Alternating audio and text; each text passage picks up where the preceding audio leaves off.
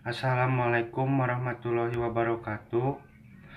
Tepangkeun wasta abdi Peri Sandria ti kelas 11 IPS 3. Di dieu abdi bade macakeun biantara anu jejerna pentingna ngajaga hirup bersih. Langkung ti payun hayu urang sangakeun puji sinareng syukur urang ka Allah Subhanahu wa taala. Nu parantos masia nikmatna ka urang sadaya. Sapertos nikmat kasehatan oge nikmat waktosna. Dugi tiasa nonton ieu video, alhamdulillah urang oge tiasa nonton video dina kaayaan sehat. Para hadirin anu simkuring dipika hormat, dina waktos ieu simkuring bade ngadugikeun tema tentang kumaha pentingna hirup bersih oge sehat kanggo kahirupan urang sadaya.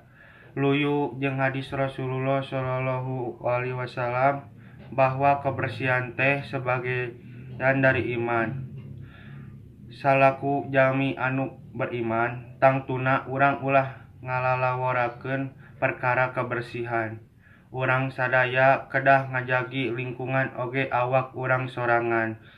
Sangkan dijauhkeun tina sagala penyawat kumargi kitu urang sadaya kedah ngajalankeun hirup urang sadidinten ku cara nu leres. Oge sehat sapertos ibak, ngarah awak bersih, gosok waos samingon sakali, eta sadaya salah sahiji contoh sanesna seperti micen runtah dina tempatna, ulah nyiduh di mana wae lamun batuk atawa bersin bahamna kedah ditutupan.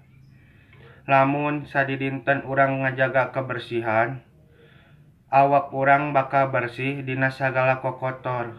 Ku kitu awak urang jadi sehat, urang sadaya kedah resep oge mika cinta kana kebersihan awak oge. Lingkungan sangkan haci sareng bersih.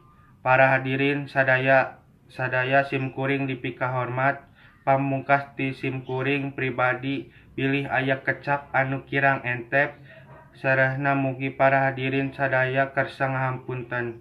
Hatur nuhun sadaya atas kana sagala perhatosana. Wassalamualaikum warahmatullahi wabarakatuh.